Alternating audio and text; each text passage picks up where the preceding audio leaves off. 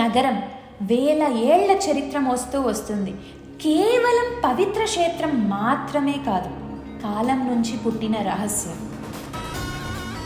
వారణాసి ఇది నగరంగా తెలిసిన మనకి రాజమౌళి గారు కొన్ని కాలాల మధ్య గేట్వే అంటే పోర్టల్గా చూపించారు. తలచుకుంటే యుగాలు మారిపోతున్నాయి, కథలు పురాణాలకి కనెక్ట్ అవుతున్నాయి. అసలు ఈ కథలో రక్తంతో నిండిన యోధుడు రుద్రుడు.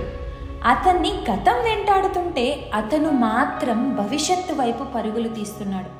త్రేతాయుగంలో జరిగిన రామరావణ యుద్ధంలో రథం నడిపిన వ్యక్తి వారణాసిలో బసవన్న మీద ఎవరిని చేసి చేసుకుంటూ వెళ్తున్నాడు?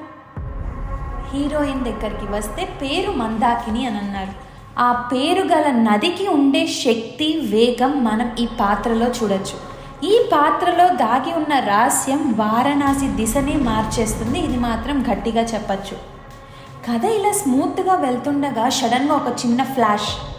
ఉగ్రబట్టి కేవ్స్, చిన్న మస్తాదేవి అమ్మవారు కనిపిస్తారు.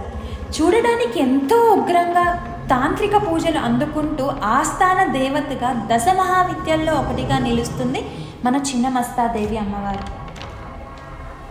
అంత ఉగ్ర స్వరూపాన్ని ఈ మూవీలో కొలిచే విలన్ ఎవరు? అసలు అమ్మవారి చరిత్ర ఏంటి? అమ్మవారు దశ మహావిద్యల్లో ఒకటిగా ఎలా నిలిచారు? అవన్నీ తెలుసుకోవాలంటే మన ఛానల్ని సబ్స్క్రైబ్ చేసుకోవాల్సిందే. ఒక సస్పెన్స్ ఎపిక్ థ్రిల్లర్గా కనిపించే ఈ వారణాసికి మన వారణాసితో పోలికేంటి చూసేద్దాం. బాహుబలి త్రిపురాన్ని వారణాసి బీట్ చేస్తుందా లేదా? మరి అంతవరకు don't forget to subscribe our Hari Om channel.